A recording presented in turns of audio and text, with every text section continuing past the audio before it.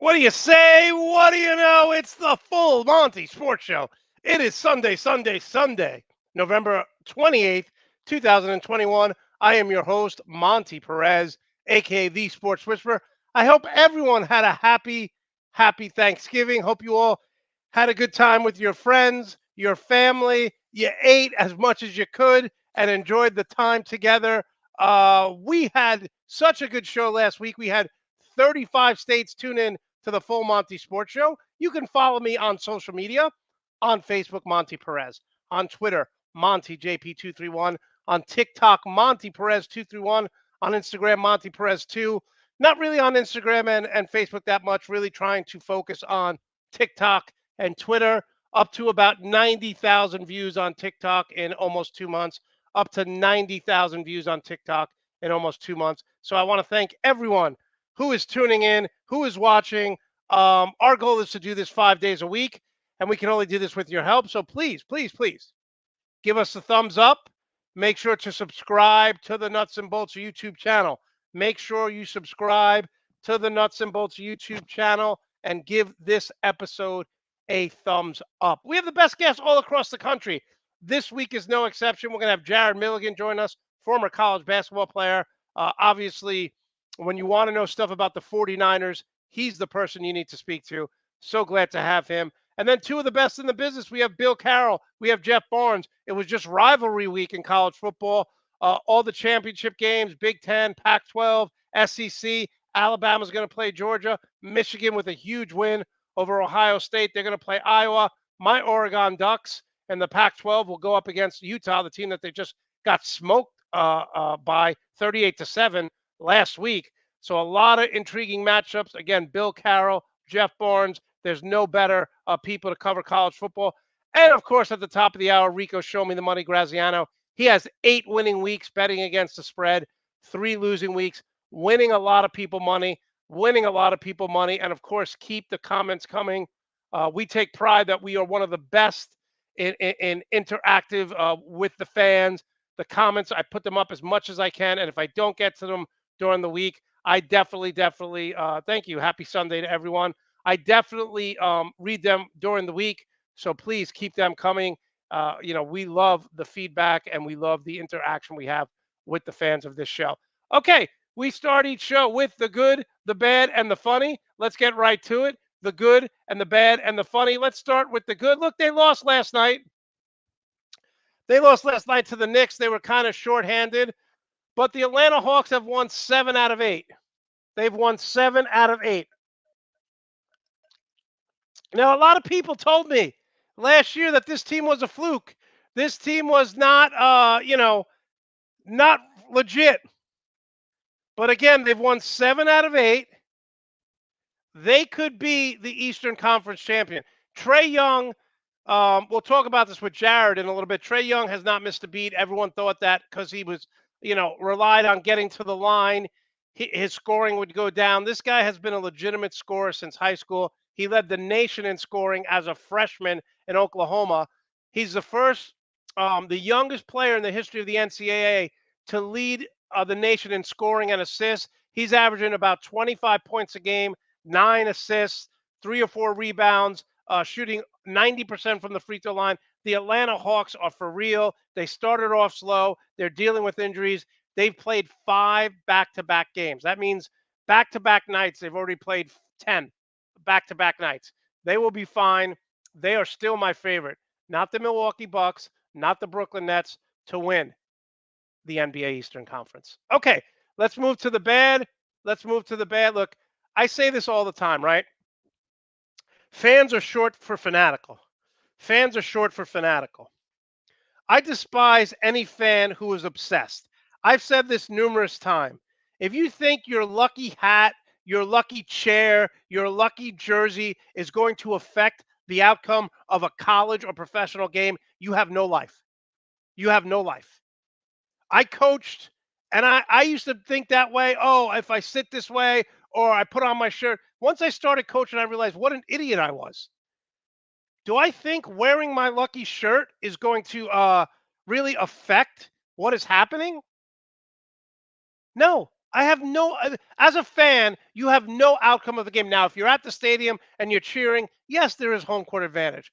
But who fights, any fan who fights during a game should spend 30 days in jail minimum, a $10,000 fine, and banned for life from any live event. Do you think Tom Brady would get into a fight if someone called you a bad Walmart employee? Do you think Tom Brady would get into a fight if someone called you a bad Walmart employee? He wouldn't care. Why are you fighting, fans? Why are you fighting for your team? Get a life. Now, speaking of which, two fans were kicked out of the Pacer game, these vile, decrepit scumbag of human beings, because they were saying to LeBron James that they hope his son dies in a car crash. This is what these people were saying. Every time he came down, they would give a new way to how LeBron James' son would die. And now look at this pig and his girlfriend. Look at the pig of a guy and the girlfriend putting the sad face on because they got kicked out of it. What type of human garbage says, I want your son to die? What type of human garbage says, I want your son to die? These are the fans. And then you have the former president's scumbag of a son now saying LeBron James is soft. I'm sorry. Isn't it the same guy who wanted Kathy Griffin arrested, a comedian, because she held a dummy, a statue of Donald Trump being beheaded? Now, I don't advocate violence, but this is the same guy who's now saying LeBron, when these people every time down the court was saying horrific ways for LeBron James' son to get killed. What type of piece of crap are you? Look at him! Look at him laughing, and the fans behind him booing LeBron James. If your world is so empty inside that you have to feel like you have to go to a game and verbally assault an athlete because you don't like him playing against your team, you're a loser. You have no life. Yes, I watch sports. Yes, I write articles. Yes, I do this show. And I may get mad during a game. I yell and scream, but I don't wish death on any person. These scumbags should never be allowed at an Indiana Pacer game again.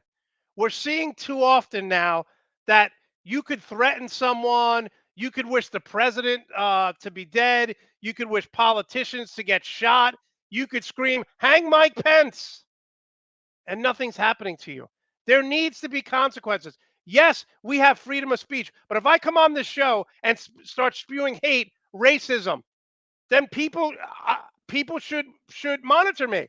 If I'm inciting violence, if I'm saying that I want the former president's family members to get injured, someone should look into this. This is not okay, people. You're not part of the team. You're not affecting anyone. You're a loser. That's all I'm going to say about it. I'm tired of people saying racist, horrific things, and there's no consequences. Whether it's our political leaders, whether it's fans. We've seen this with Russell Westbrook when he was in Utah. They're yelling the N-word. What are we doing? Are we living in 1950 Mississippi? Because that's what it feels like. That's what it feels like. So that's the good, the bad. Now let's get to the funny. Okay, we talk about you get up, you grind, you believe in yourself, you try to do the right thing, right? You get up, you grind, you try to do the right thing. Talk about persistence. Here we have a Florida man who recently moved to Michigan, and he played the same lottery numbers for 4 years in a row. 4 years in a row. Never won anything. Finally, it paid off. A Florida man for 4 years playing the same lottery number is now getting $25,000 a year for life. Curtis Paulson God bless him. His numbers were 5, 7, 11, 21, and 29. And he won the lottery. And he said, I was just going to play them to the day I died. That's what he said. Talk about persistence. If I played the same lottery number for 4 years and I never won anything, I would switch it up. He didn't. It's like asking a woman out every day for 4 years. And then finally she says yes. First of all, she'd probably get a restraining order against you. But that's incredible. Congrats to him. Congrats to him. Good for you. $25,000 a year for life. Okay, we're going to go through this real quick, and then we're going to get Jared on. I am, after Thursday, I went 1-2 on Thursday. So I'm 99-44 picking NFL games. I'm 99-44 picking NFL games. Okay, the 5-6 Panthers at the 4-7 Dolphins. Miami started the season 1-7. They've won 3 in a row. It hasn't been pretty. Now, here's what I don't understand. The Carolina Panthers are not using their running back, Christian McCaffrey, the way they should. Last week, Christian McCaffrey got the ball handed to him 10 times only. What the hell are you doing, Panthers? Give this guy the ball 20 times. Look, I know he catches the ball out of the backfield, but you got to let him run 20 times a game minimum. Take the Panthers here, 27-23. 2-8 Jets at the 2-8 Texans. Let's be honest. 2-8 Jets at the 2-8 Texans. Games like this should be simulated on Madden football because nobody cares. Take the Titans 31-27. Take the Titans 31-27. Here come the Eagles. Eagles are 5-6 at the 3-7 Giants. Hey guys, the Eagles have won 8 out of 9 versus the New York Giants. They've won 3 out of 4, and their offense that struggled, Jalen Hurts is now. Listen, they had a trio of quarterbacks, right? You had Tua, you had Mac Jones, and you had Jalen Hurts. Jalen Hurts wound up transferring. Jalen Hurts right now is playing the best out of all of them. No disrespect to Mac Jones, but Jalen Hurts is making plays. The Eagles have scored 44, 24, 30, and 40 points. 44, 24, 30, and 40 points. I'm taking the Eagles here big time over the struggling Giants, 34-23. 8-3, probably the game of the week if you're in the AFC. 8-3 Titans at the 7-4 Patriots. I know Jared texted me that the Titans are without Derrick Henry, Julio Jones, and A.J. Brown. Take the Patriots here, 27-23. Okay, let's do this right here. I like the Patriots. I like Mac Jones. Excuse me. The question is, do the Patriots win the division? I think they got a legitimate chance. All right. Falcons 4-6 at the 2-6. 4-6 at the 2-6 at the Jags. They're not 2-6. Why did I write that down? Urban Meyer is supposed to be an offensive coach, right? He's supposed to be an offensive coach. But the Jags have scored 17 or a few points. They scored 17 or less points in 4 straight games. They've scored 17 or less in 4 straight games. The Falcons are good enough to win 6 and 7 games, and that's the worst thing you want to be in the NFL. Just mediocre, not bad enough to get a top 5 pick. Take the Falcons in an ugly game, 20-17. Urban Meyer's offense has been atrocious. All right, 6-4 Chargers at the 5-5 Broncos. These are two teams who continue to shoot themselves in the foot. The difference is this: the Chargers have a plethora of talent on offense, and the Broncos don't. I say this all the time. I said it from week 1. Justin Herbert is winning despite his coach. Justin Herbert is winning despite his coach. He did that his senior year in Oregon. Won despite Mario Cristobal. Mario Cristobal is now my Rex Ryan. I take a shot at him as much as I can. Take the Chargers here, 27-20. 7-3 Rams at the 8-3 Packers. Aaron Rodgers is 3-0 against the Rams at home. The Rams, there's something not right about this Rams team. There's something not right. They got punched in the mouth by the Tennessee Titans. They got punched in the mouth by San Francisco, and it doesn't seem like they've recovered. I'm taking the Packers here, 30-27. And listen, the Packers are fighting for home field advantage, so I'm taking the Packers here. Finally, the 3-7 Seahawks at the 4-6 Washington football team. There's something not right about Seattle. I don't know if Russell Wilson wants to be there anymore. Their offense is atrocious. We thought the Washington football team would have a great defense. All those guys are hurt. Heineke is playing great. I'm taking Washington here, 33-23. Again, 99 and 44 picking games. 99 and 44 picking games. All right, let's bring him on. Former college basketball coach, good friend of mine, Jared Milligan. Jared, how are you today? What's going on, man? How's everything? I'm doing good. How was your holiday? Rested, relaxed, watched football. How did it go for you? Yeah, a little bit all three. Much needed, of course. All right, all right, Ate Jared. a little too way too much food though. Everyone did. I worked out on Thursday, and I said it's just a wash. Like it's just Yeah, this doesn't matter. I wouldn't even pretend. I know it would just be flat out for nothing. You just packed it in. And I Absolutely. see I see you got your 49er hat on today, huh? So Yeah, you're buddy. back on the bandwagon after abandoning this team. I didn't abandon him. Come on. Jared, It's just like no. It's a relationship. Sometimes you get mad at your partner. They can do better. They don't. So you got to kind of ignore them a little bit, and they come back. That's why how it do I have works a right now. feeling why do I have a feeling that your wife has said that to you numerous times? You could do better.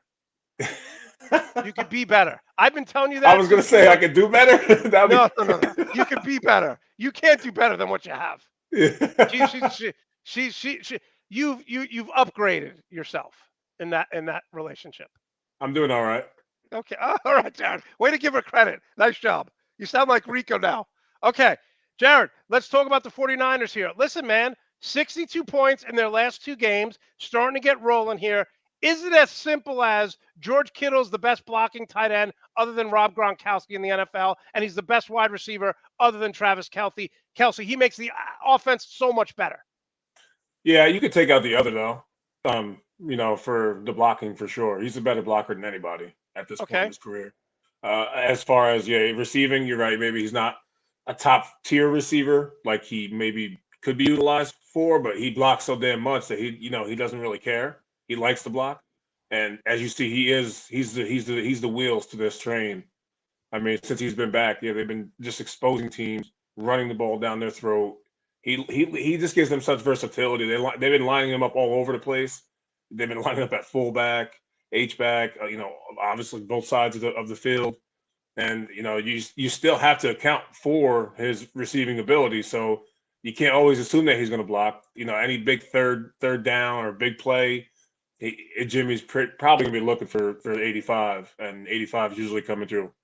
And I got to be honest with you, there's no talk of Trey Lance right now because Jimmy G over the last couple games has really been efficient. He's really been running the offense well. He's hitting open guys. And again, when George Kittle runs over the middle, you have Debo Samuel who's then can't get double covered. You had Ayuk, who I've been waiting to have a good game for 17 years, and he's only been in the NFL for a few. So I mean, is it just listen? Kittle makes everyone better around him. Yeah, I think he does. And again, it's one of those things. You know how it is, man. When you're that great of a player, the attention is going to go towards you. So you demand attention. That leaves things open for a lot of other players. And I think that with Ayuk, his resurgence, I think Kittle is obviously he's just going to help that, propel that even further because you can't. You're right. You can't double everybody. And Ayuk, you know how I feel about Ayuk. Yeah, I still think he's our best receiver, even though Debo's having a prolific season. Ayuk is that dude, so he can be guarded one on one, as you're seeing over the last couple of weeks. If you look at his games, he's getting all the targets, he's getting all the catches, and he's been performing. So he's yeah, been and great. So Jared, so is Jimmy Garoppolo a franchise quarterback? not for us. Maybe Wow. somebody So else's franchise. okay. So the lack of confidence is still there in him. Absolutely. What am I gonna? I'm not gonna, to have a parade for the guy because he had two good games. I mean, you're 30, bro. You should have a couple good games if you're supposed to be you're getting paid 27 million a year. You can't have three good games. I mean, you better. You Okay, better, but and they're not asking him to do a lot. Like he's not doing a lot. Like you said at the beginning, he's being efficient with the offense, but it's not like he's throwing 25-yard out darts down the field and are scrambling for first downs and putting the team on his back. He's never going to be the horse. He's always going to be the wagon. He's that's a never going to good pull the team. that's good, Jared. But I will say this: can we blame Shanahan because this guy drives me crazy? I mean, the misdirection, the motion, the confusion. There's never just like you know what? let's put it in Jimmy G's hands and let's throw the ball 40 times. Let's take advantage of our elite wide receiver, Kittle. They even use the fullback out of the backfield. Kyle Shanahan's play calling sometimes drives me insane.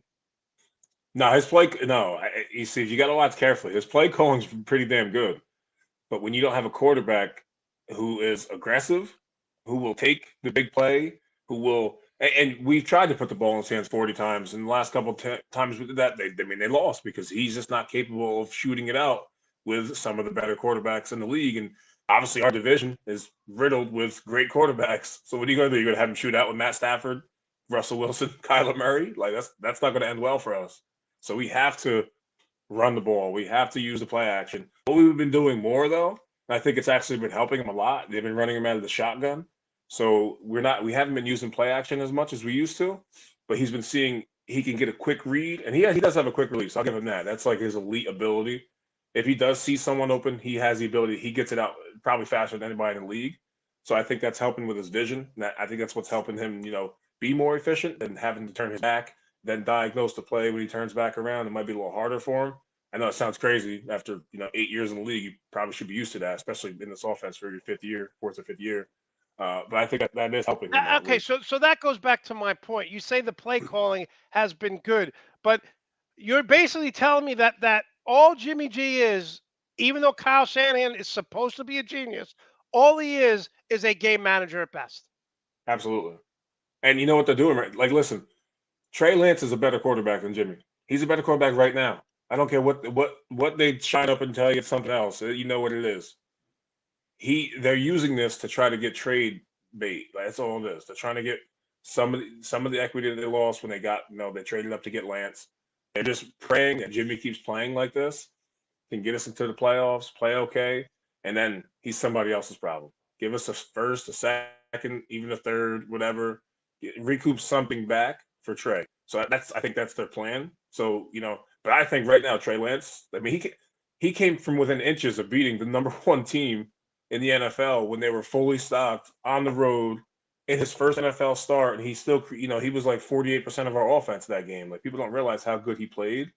So I think that Yeah, moving listen, forward, I just said in the opening, going over the film, Jalen Hurts is playing phenomenal for the Eagles. They're putting up points. He's running 70 yards a game. He's throwing for yeah, like 230, so it equals 300. Okay, so let's get back to the offense and Debo Samuel, who's obviously 55 catches, 5 TDs. He's averaging 7 yards per rush when they run him out of the backfield now. So where do we go as a running back today? Where do we go in the future? Because you guys are so hurt, but it seems like Debo Samuel is almost in that who's the guy from Atlanta that I'm thinking of who now they Cordell is a Patterson. yeah, Cordell Patterson, who they moved from wide receiver to running back. This guy could do it all. Yeah, Debo. I mean, you see Debo, man. He don't care. Debo he'll do whatever he's asked to do. And you got to love a player like that. I get a little bit worried when I see him running into the backfield, 8 to 10 times a game. Like Yeah. I get a little nervous. But he's just been exploiting the holes so well that he's not even being touched until 8 to 10 yards down the field, and then you're getting hit by little small cornerbacks and safeties. It's not the same as being hit by a 300-pounder getting crushed.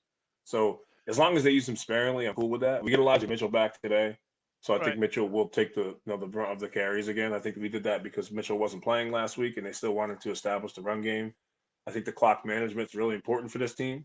You know, But Jared, see, I look at this team and I know they've had injuries, but they're supposed, one of the things that the Shanahan tree, with the McVay, with we're seeing this in Green Bay now, is they just establish a running game. They just like I look at this team, Jared, and I say offensively, they have no identity. Like, what are they? well, no, their identity is. You see it the last couple of games what they are. It took them all year to get there, but this is what they should be. They should be running the ball 30, 35 times a game, exploiting. You got to exploit other teams with their. Listen, you run to our left side of our team, it's Forget it. it's just that. It's Yeah, you four got yards. You're getting four it's yards minimum. guaranteed. Yeah, Yeah. you put Kittle over there, you put Usek in motion, you got Trent Williams. It's just like okay, you're dead. Like I don't care who you are, I don't care what line you have. Trent Williams is playing some of the best football you've ever seen in your life, and nobody even talks about it. He's the highest graded player in PFF right now. Man's like a 98.6. He's pretty much just like perfect. So you run to his side. Lakin Tomlinson, our guard, this dude should have Pro Bowl consideration. So that left side is really where the bread and butter is made. So if they continue to do that, nobody's going to stop that. And then No, that kind listen, of had you feed off everything else with the play action and the boots. And and even that's why if I'm you know excited. it's even if you know it's coming, you can't stop it, right? Yeah, you So can't. So, okay, you always say you are what your record is. This guy's had one winning season. Does he overthink does he overthink too much? Because like you said, on a 3rd and 2, run it to the left side. 9 times out of 10, you're gonna get it. He'll do like a misdirection, a reverse. It's like I don't know. He overthinks the room too much. I don't. It's not so much the play call, Mont. It's the lack of aggression sometimes that really gets me. Like for Conservative. instance, yeah, I don't get it. We have right now we have the highest red zone offense in the last 20 years in the NFL. We're at like 79% in our red zone offense right now. It's crushing. So to give you an example, the Jacksonville game, we have like the longest drive in NFL history. It's like 19 plays, 13, and you get down to the 2 yard line and you kick a field goal, bro. Take a field goal against I was like, Jacksonville. what? I'm like, what are you do? Like, what are we doing? You have the highest red, and Jimmy, of course, missed a wide open play right before that. It's neither here nor there. I mean, it was Right. perfectly schemed up. Just throws a rope for some reason when Jeff Wilson didn't have anybody from here to Santa Clara from him. And I'm like, how do you miss that? But why do you kick a field goal there? It obviously ended up not mattering. But like, I just don't things like that like bother me. I'm like, what's the worst that can happen? You make Trevor Lawrence drive 99 yards against you? Like that's It highly it unlikely makes no too. sense. I just said that they have not scored 17 or more points in 4 games, Jacksonville. Okay, it's the worst offense in the league. I mean, you look at some teams that struggle in the red zone, but Jacksonville can't score. And you have supposedly an elite defense. Why do you kick a few? It didn't matter because they won the game, but like send your Yeah, but team it a still made me message. mad. Yeah, Yeah. exactly. It still made me really mad. Like I was just like, you gotta be like, this is ridiculous. I'm like, So, I if Jared, this should if never they happen. make the play, okay, if they make the playoffs and they lose in the first round, or they don't make the playoffs, are you sticking with this dude? Of course. Yeah. I mean, he's still a good coach, man. I told you he has his ups and downs like every other coach. He's still a top tier coach. The dude can flat out like his offensive mind is just sick. I I think don't he see it, might need dude. more help. I think McVay's a better offensive No mind. way. I You're think I crazy. think No, no, no way. He takes him to the woodshed every time they play. well, that's Every time he different plays any because of his they disciples, physically he murders them. manhandle them. He still has his offensive scheme is still probably the best in the league. Maybe Andy Reid's up there, depending on how you want to look at it. McVay might be an overall better head coach, like a head coach. That's different. Like that's why I was saying Shanahan maybe he does need help with doing the whole day in day out operation. Like overseeing everything. Maybe he needs more help with that. But as far as game day scheming, I'll take him over anybody. I don't care. He's going to get people open. Well, I will say this: McVay is so much more aggressive than Yeah, Shanahan, and I think what Matt LaFleur, how he's changed Green Bay from a finesse team to a running team and a power team. I think Matt LaFleur, his game calling, that little, they went for it on 4th down. They did like a read option off a reverse. It was beautiful, but I don't know, dude. You and I argue about this all the time. I don't see this guy as being an elite coach at all. Ma, Ma, give him Aaron Rodgers and see how he does. I don't want to hear LaFleur sucks. He's the most overrated coach in the world. 13-3, 2 straight I don't years. care. What did he do without Aaron Rodgers? He got what? Aaron Rodgers he's the one that runs that offense. Don't give me this LaFleur bull. He's not that good, bro. You're telling me this All guy? right, He's not. He's just not. I watch the games. I see it. Aaron Rodgers bro. is. You could do a lot when you have the 13 and greatest player in 3 the for history of two time straight on your years. team. Yeah, because you have the greatest player in the history of time on your team. Okay. How do you do with All right. Jordan Love? How'd that look? All right. Jordan. First of all, that was the worst draft pick maybe in the history of the NFL because they No, would Daniel said Jones. well, Daniel Jones or Zach Wilson. All right. Let's talk about your defense. I know they lost Robert Saleh. By the way, Jared, your boy Robert Saleh is horrible. Let me just tell you how bad the Jets have been. The Jets historically, you live in New Jersey, you know how bad they've been over the past 20 years with a few exceptions. Over the last 5 games, they've let up 199 points. It's the most in the history of a 5 game stretch in Jets history. That's how bad Robert Saleh has been. So he may be a good coordinator, but he's a terrible head coach. Talk about your boy right here. What do you like? What do you don't like about D'Amico Ryans in his first year? I got to be honest with you. They don't have elite defensive backs, but they're third against the pass. So he's doing something right. Oh, the dude, he's the real deal. Like I was kind of thrilled to see like how he would match up against certain teams and what his scheme would look like and how he would like he had one bad game. Oh, he had one bad game only really, but that's it's just gonna happen your first year. But other than that, he's been phenomenal. He's been aggressive in the right spots. He's putting guys in the right positions. Like you said, I mean, we got guys off the street right now playing in our secondary, and we're Yeah. still a top. Yeah, we're still really good against the pass. He's done a phenomenal. And what it is, he's people love him, man, and people really they trust him. He's a leader. He always has been a leader. If you hear about his days back from Alabama, he was a man amongst boys even back then. So he's kind of But had that Jared, same what's effective. amazing is like everyone was so emotional when Robert Saleh left because you saw him on the sidelines. Not only was he a good X and O guy defensively, but he was the emotional leader, getting guys riled up.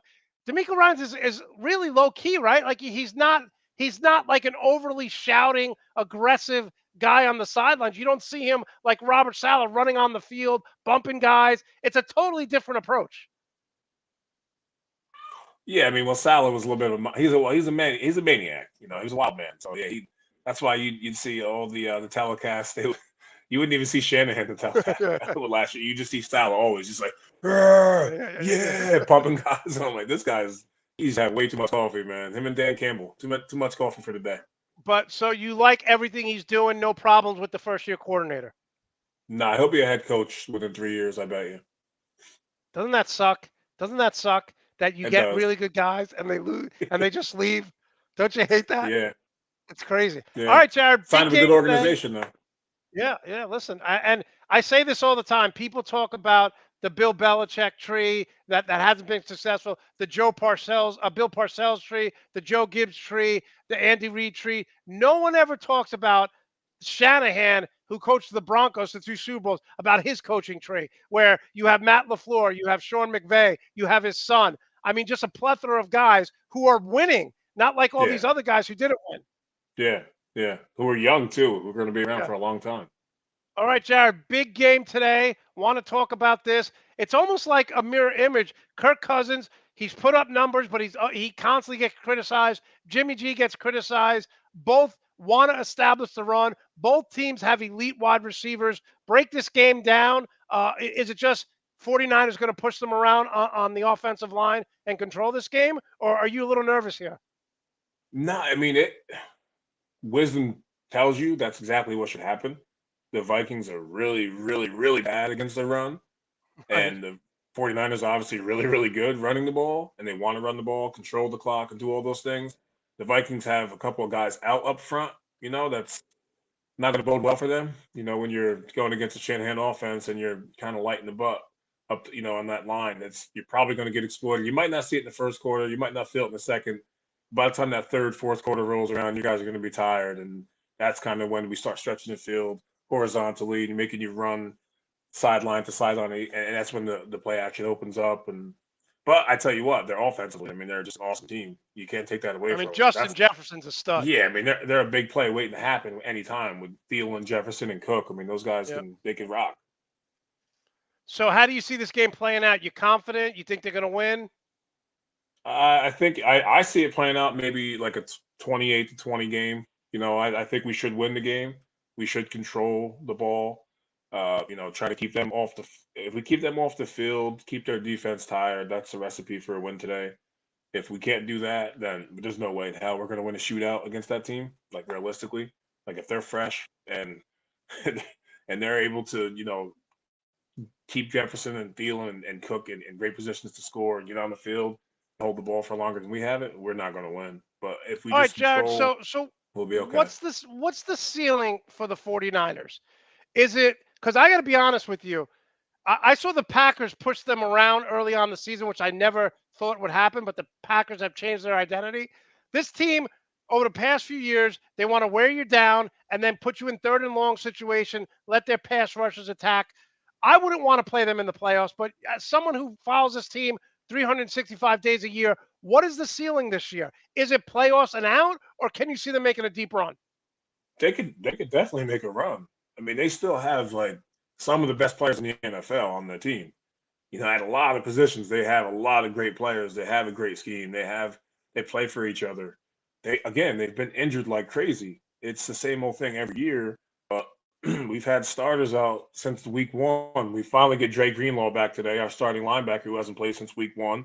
Gets a pick six. Then boom, core injury out for the rest of that game. Has been out for the last 9 weeks. We get him back today. We were supposed to get D Ford back, but I think they're going to hold him out till next week against They're Seattle. holding him out, That's right? that's the guy right there. If he stays healthy and if he can make a run with him and Bosa, that's where the magic happens because those two, they get to the quarterback. You can't any third down, you're going to be in trouble. Any You know, third plus, early in the week they said he was going to play, but then I just I saw thought so. yesterday they're holding him out. I know, it's annoying, man. This back issue is like it's so finicky. I don't know, what to even say about it. It was crazy because when he first got died, it was a concussion. They say he was in concussion protocol, but his back is all kind of messed up. So essentially, it was something that his back was making his head feel like it was Yeah, a concussion, even though it that's wasn't a not a good concussion. situation.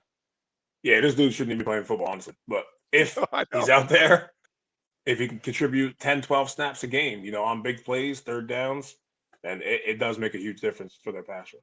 Okay, final question. Talking with Jared Milligan here.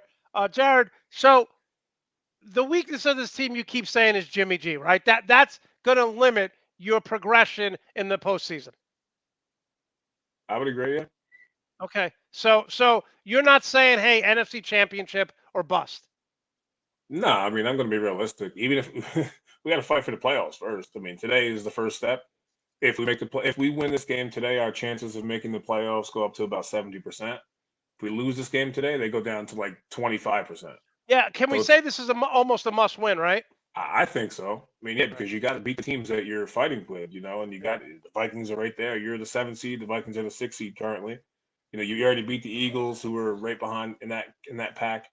You play the Falcons soon. You got to beat each other right in your same area if you really want to make the playoffs. And listen, any way we get in, I'm cool with playing. I don't mind playing the Packers. I don't mind playing the Rams. Like, bring them on, especially the Packers. We gonna whoop them.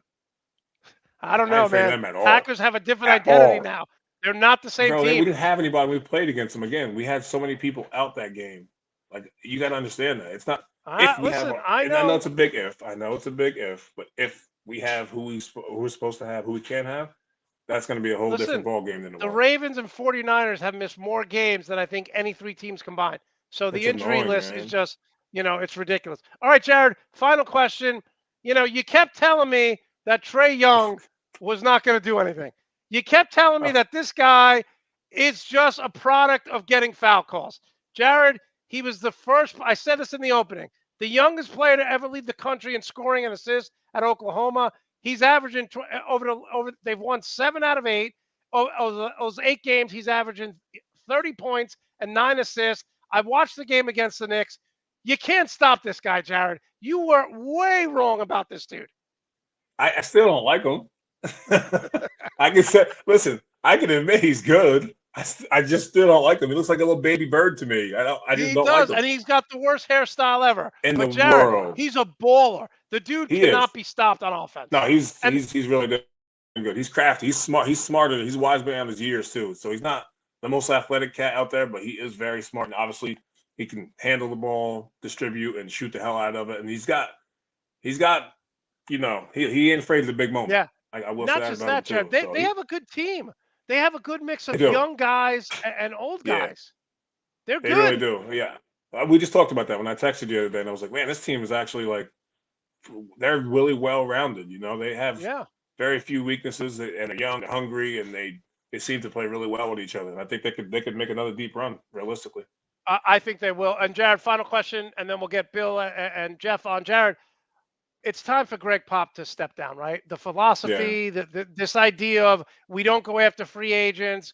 We're fine getting a 15th, the 15th pick in the draft every year. The philosophy's got to change in San Antonio. They were an elite franchise. I know, every team can't be elite, but you look at the Lakers, they rebuild every couple of years. San Antonio has not gotten back since, Tony Parker, Ginobili, Duncan all left. Yeah, I mean, I agree. You know, we kind of talked about that too off air recently. It's not that the game's passed them by, but what do you have to play for? Are you as hungry as you? You're 70 something years old. The thing is, it's not that they're okay. They're being content with where they are, like in terms of draft picks. He's still coaching the team to the best of his ability, but this is just who they are. They're mediocre, but they're not going to get any eight. Nobody's going to go there. No one's going to And go you there. said, "Oh, the Lakers can rebuild." Yeah, yeah, no kidding. L.A. You're Yeah. LA. Like every young 2-year-old kid's going to want to go to LA. No dudes want to go to the Riverwalk and like eat cotton candy and like, okay, this is all we got in San Antonio. Yeah, Like, something's you know got what I to mean? So change there. nobody's going to go there. They got lucky, obviously, over the years with great draft picks. I mean, it was an unprecedented run. You'll probably never see a small market team do that again for 20 plus years. So I was, thrilled to be a part of that. But there's no way in hell they're going to be competitive, with the new scope of the NBA and how it's turning out. No way. Yeah, they definitely need an overhaul. All right, Jared, how can we follow you? You're starting to get more popular on Twitter, I see. Although sometimes you tweet something that's hilarious, thought provoking, and you're only getting 5 retweets. I don't understand what's going on. Yeah.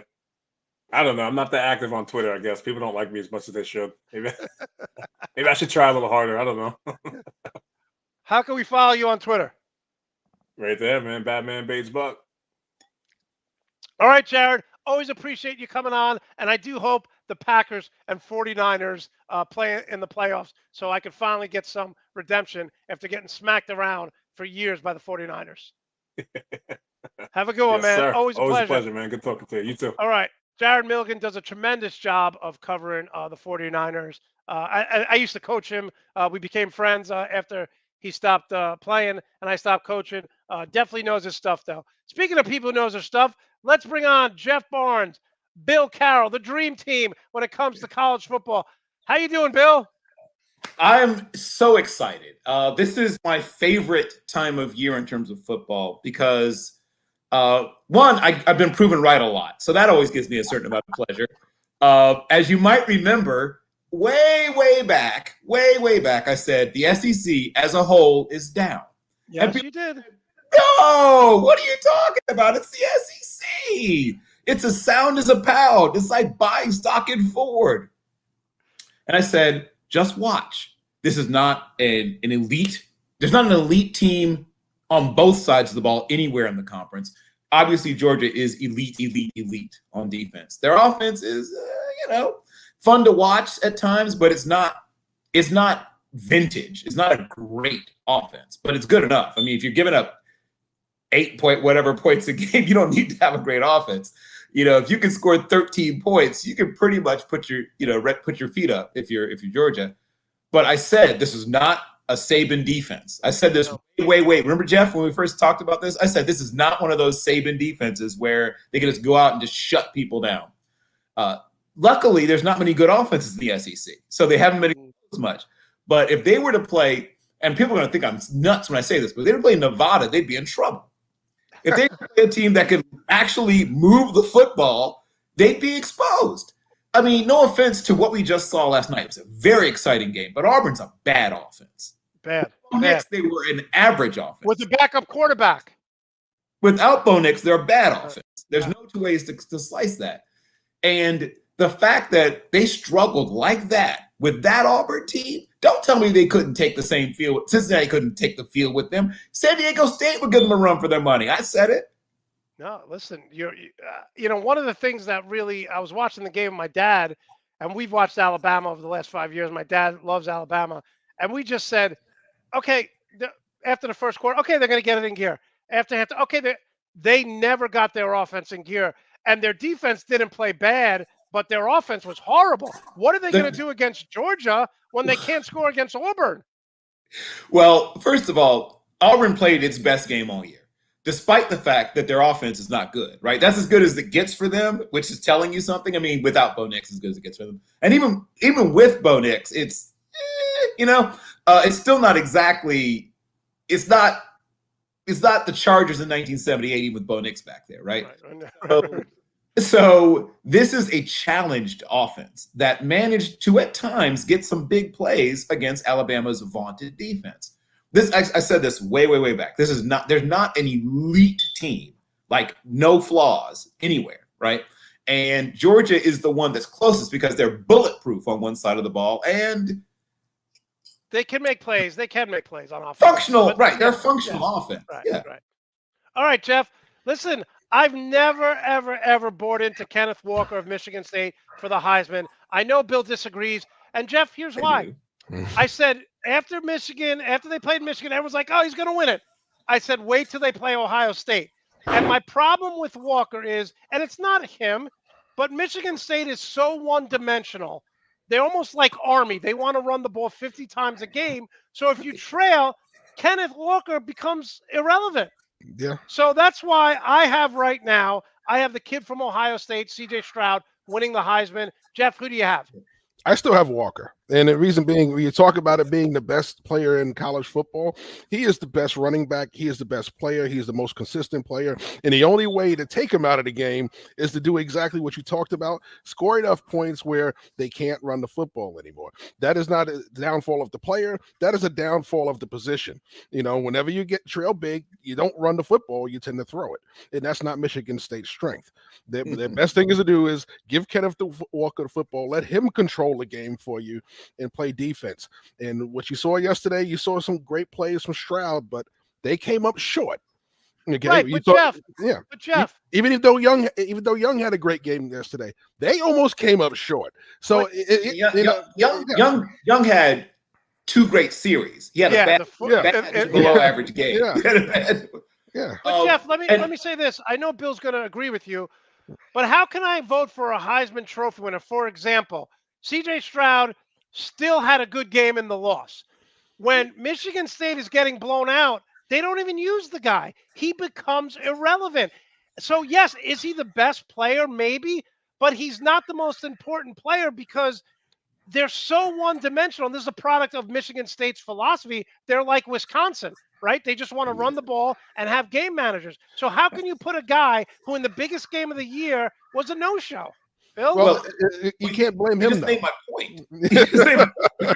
Right. So you just proved his value, right? The team without him is a 7-win team, most likely. If C.J. Stroud goes, that's still a 9-10 win team. Yeah. You just made my point, Monte. Thank you. Okay. Jeff, where are you? Your location looks so relaxing. Well, I meant to start off saying hello to everybody in the chat. I've ignored you guys long enough. But I'm actually in my lanai. You know, if Dan Le Batard and Jimmy Johnson can show off if Dan Le Batard and Jimmy Johnson can show off their version of Florida living, I can show off mine. Okay. How does one secure an invitation to the compound, Jeff? I wish it was a compound. It's not big enough. It's not big enough. All right, Bill, listen, one of the things that shocked me yesterday with Michigan is, you know, Oregon did this, but that's because they love to pound the ball. But they physically dominated Ohio State on both sides of the ball, and they just pushed them around. Were you shocked at how they won? No, not even a little bit. Once again, this goes back to what I've been saying all year long. People kept pushing Ohio State up and pushing Ohio State up. And are they a very good football team? They're a very good football team. Don't get me wrong. But people were talking about them in a way that simply didn't match with what that team is. Do they have some players who are going to be really good NFL players? Yes, especially on their offense. But this defense, and I know it's like a broken record, this is not an Ohio State defense. This is not the defense they've had in the past few years. There's no Bosa anywhere there. There's no Chase Young anywhere to be found on that roster. They have guys who are going to play in the league, don't get me wrong. But first rounders? No. People have been trying to talk about some of their defensive linemen as first rounders, but it's just because they're used to it. There's nobody on their defensive line who deserves to go in the first round of the NFL draft. And how long has it been since you've been able to say that? Their secondary is overrated. Every part of that defense, in fact, is overrated. I've been saying this all year long. I'm not just saying this. I've been saying this. I've said that Cincinnati is the best defense in the state of Ohio since the beginning of the year. Have not changed on that. That's a fair point. I mean, listen, what I loved about the Michigan win is you see their basketball coach, Howard, going over to Harbaugh, and he's like, they said you could have beat Ohio State. What now? And like, the Michigan, I'm going to use the Rodney Dangerfield quote from a Caddyshack at the end of the movie, where he's like, "Everyone, we're going to get you know what." Like the party in Michigan. Yes. I think A. Marie, our co-host on Monday night, said someone's having a baby tonight in Michigan, right? Jeff, how big was this to get the monkey off the back for Harbaugh? Well, that is the monkey. That is the big albatross that was hanging around his neck. What was the knock? He couldn't beat Ohio State. He does it, and in dramatic fashion, he doesn't beat them 10-7. He beats them with a big score. Okay, he beats them at Ohio State's game, basically. Yeah, Yep. yeah, right. Yeah. But he does it with his offense. The one thing that everybody has beat up Jim Harbaugh for his whole tenure at Michigan, it's too conservative, too slow, too plodding. Well, they didn't look plodding yesterday. They were able to hit him in the passing game. They were able to hit him in the run game. They were able to mix in some trickery. That was the most modern Jim Harbaugh offense you've seen at Michigan, and it paid dividends for him yesterday. Yeah, and you know what I like too? He stuck with the game plan, right? And he basically just said, look, we're going to ground and pound. This is who we are. Once the snow started falling, I'm like, it's all falling into place. Mm-hmm. From the opening drive to the end of the game, he never changed. They're like, No. this is what we do. Mm-hmm. Stop it. And like you said, Bill, I haven't seen Ohio State get pushed around like that from a Big Ten team in a long time. They just don't have the same talent on defense they've had. Now, they're going to get it straightened out. Like, don't get it twisted. They have too many great young players in their pipeline to stay bad. But I've been saying for a while that their secondary is bad. And I don't mean bad as in terrible, but bad as in comparison to what they usually can try out there. There's not that fire. Once again, first-round draft pick. At any level of that defense, there's nobody you can show me anywhere in their defense that – one of the 32 teams is going to say we have to have that guy in the first round. They've had at least one, usually more than one of those guys in the last few years. They have zero right now of those guys. Talent matters, and Michigan, frankly, has more talent, especially on defense. They're the more talented team on defense, and it's not particularly close. This is the scene I was talking about. There's Juwan Howard. Just basically just saying you couldn't be. I mean, I think this is great because both of these guys are Michigan alum. They played their football and basketball careers there. They support one another. And this was just a great moment. Like two guys just basically saying, hey, F you, Ohio State. Like the hatred is real, right? The hatred is real. Guys, yes. Yeah. Okay. Let's really talk quickly, Jeff. We'll start with you about Alabama. They go up against Georgia. I don't see any way that they beat them. But it was interesting. I sent you guys a video on Twitter where this week Nick Saban came out and basically only Nick Saban can do this. He brutalized and just talked down to the fans. And I'll quote some of the things he said. Jeff, comment, then Bill. He said, basically, you fans are ridiculous. He goes, you're so self-absorbed. You don't realize how hard these kids play. When I first came here, you just wanted to win. Now you want to win 56-0. He goes, that's not how it works. He goes, when we win, you're not happy. Nick Saban, I said this when the COVID vaccine came out. I said, if Nick Saban says we're not playing a game until everyone in the state of Alabama is getting vaccinated, everyone would. Nick Saban just brutalizes fans, and I think he's setting them up because he knows they're going to lose to Georgia. Well, he's also a realist, and honestly, we've talked about it, and we're going to talk about it a little later when we talk about some of the coaching changes. How much the fans impact the sport. Everything's fan driven now, right? Your interaction on social media, the attendance. When you're not winning, what happens? People don't show up. When's the last time you see the Texas game that wasn't full? Okay? By the way, USC, when they lost the other night, like 10,000 fans walked out at halftime. Yeah. When they were losing to UCLA. Yeah. This is what we're talking about, right? And what you become now is the Barstool Fairweather fan. If you're winning, if it's not big enough, we're not happy. If you're not winning championships, we're not happy. Fire the coach, right? If you're losing, we're not even gonna bother to show up. So he's not wrong. He's telling you exactly what's happening. A lot of coaches won't say it. He's not wrong, Jeff. But Bill, I'll say this: I'll never forget the time, and I was young, but it hit me. I was young when the Lakers lost to the Chicago Bulls, okay? I think in 1990 or 91 or 90. They went over to Magic Johnson after they lost, and they asked him, how do you feel? And Magic Johnson said something. I was like, wow, he's done as a player. He goes, we lost, but at least we got there. And I'm like, wait a minute. What? This is Magic Johnson who used to say, hey, if we don't win a championship, it's a failure of the year. Nick Saban is basically laying the groundwork for, hey, we're going to go to a bowl, and that's good enough this year. Like, I don't understand that. Like, he demands perfection from his team, and then when the fans do it, he's saying you're wrong. This is a guy who walked off the national championship a few years ago, didn't like the last play of the game that his team ran, and he's writing notes. So he Right. set and he tore him up in film standard. study. Yeah, he tore him up in film study. But you have to understand two things. One, we're talking about inside the bubble versus outside the bubble. Coaches have always been fine with whatever goes on inside the bubble. We can go at each other. We can criticize each other. We're in the bubble together. But you people, right? And they often will use that exact expression. But you people don't get the same privileges, don't get the same rights. And to some extent, there's some sense to that. I mean, people love to say we, right? We did this, we did that. Like, where were you? We were throwing up in garbage.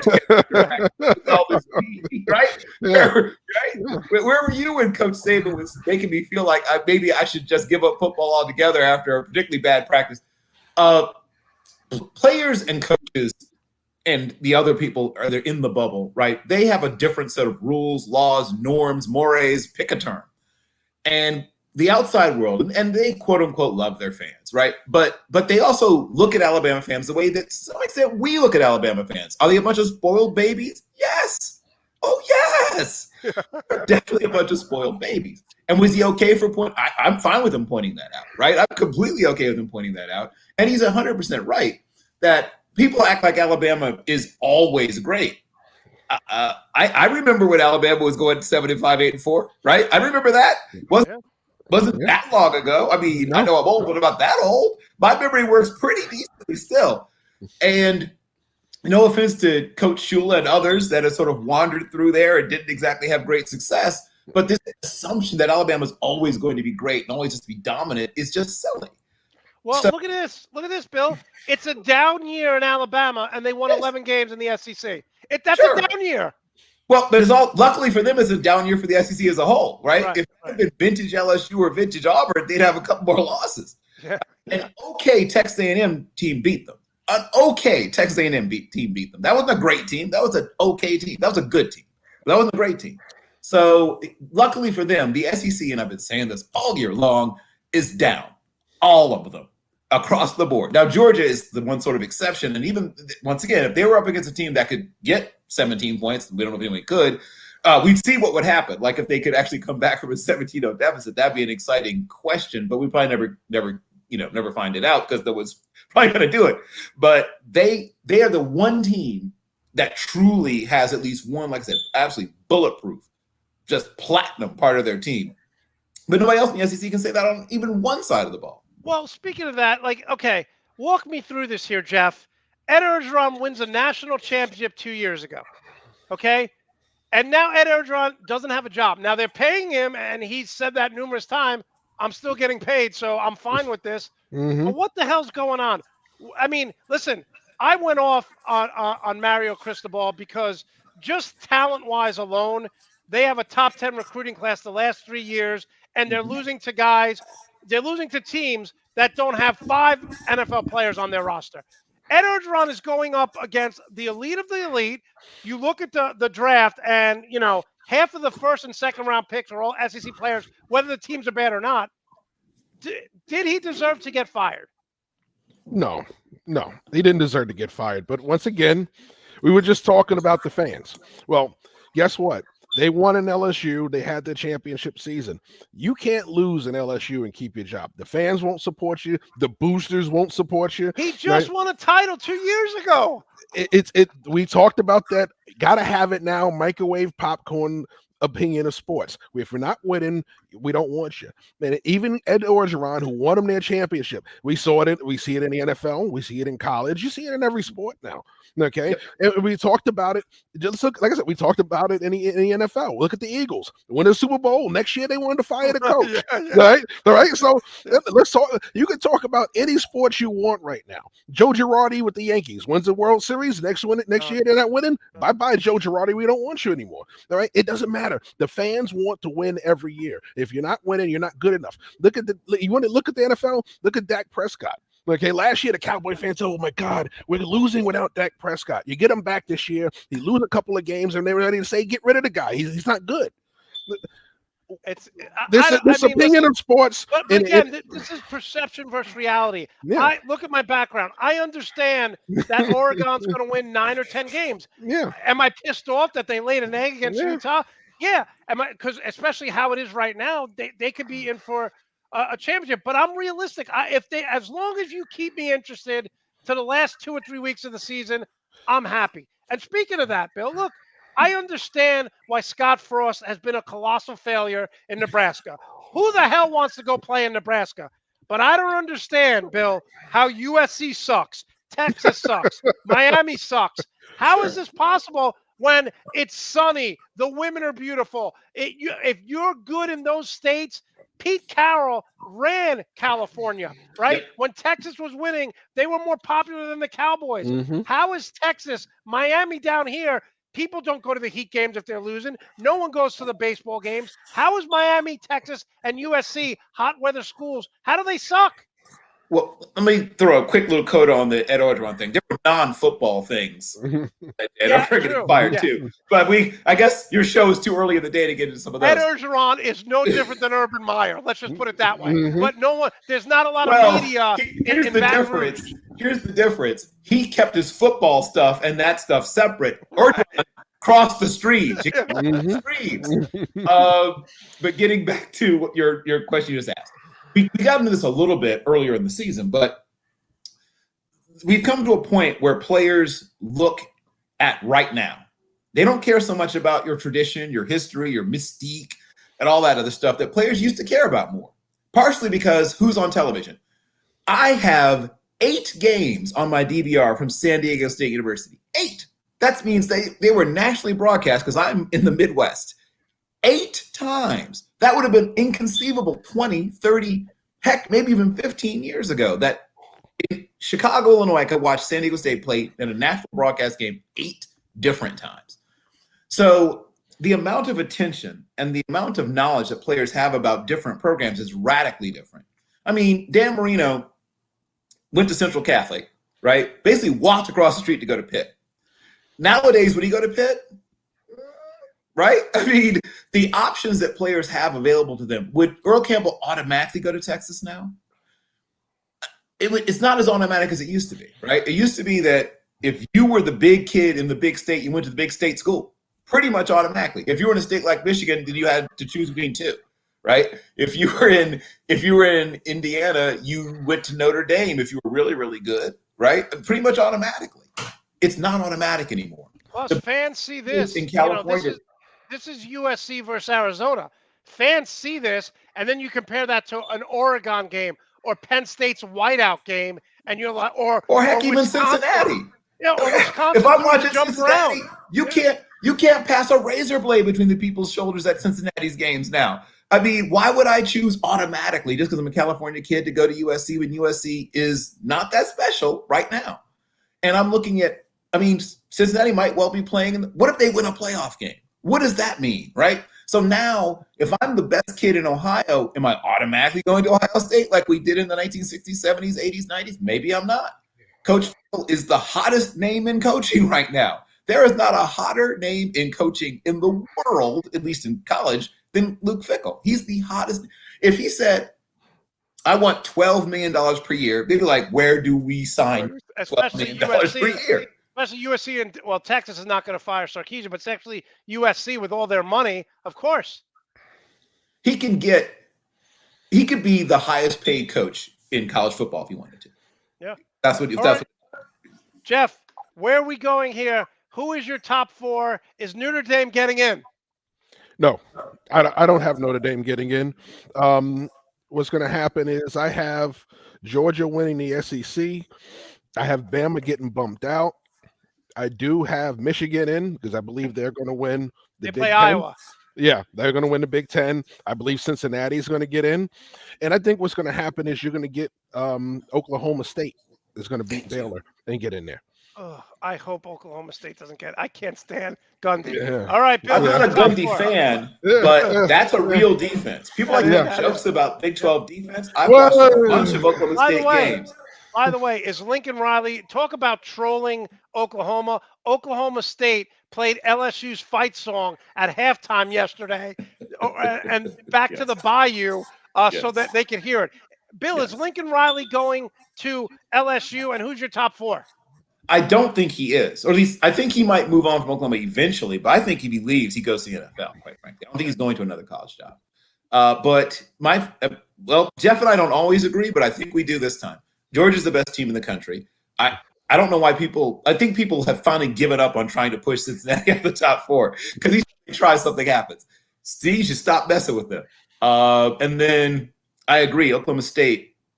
I don't know. Once again, I've watched a lot of Oklahoma State. This is a complete team.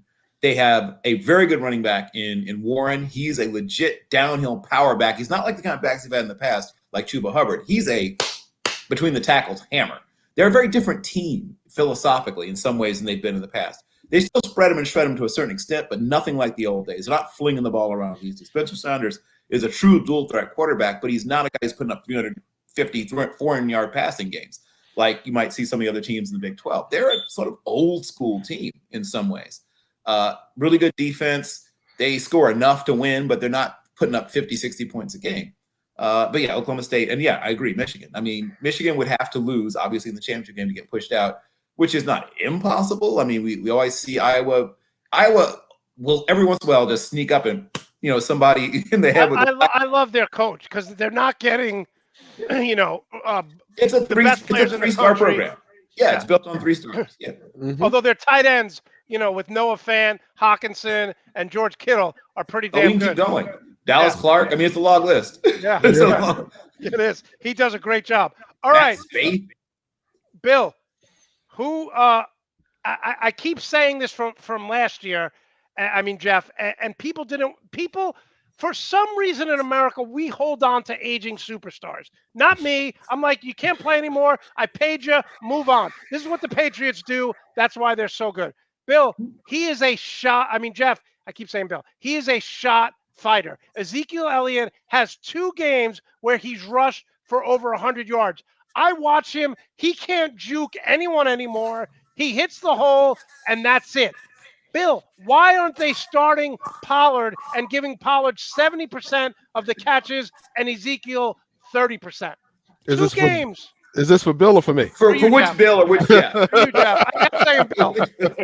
All right. So here's why you don't start Tony Pollard, because Tony Pollard won't last 17 games. You've seen that kind of running back before, who's all flash and not substance. And what happens with Tony Pollard is, look at his games, look at his average. Both of these running backs have struggled the last 4 games because of one reason.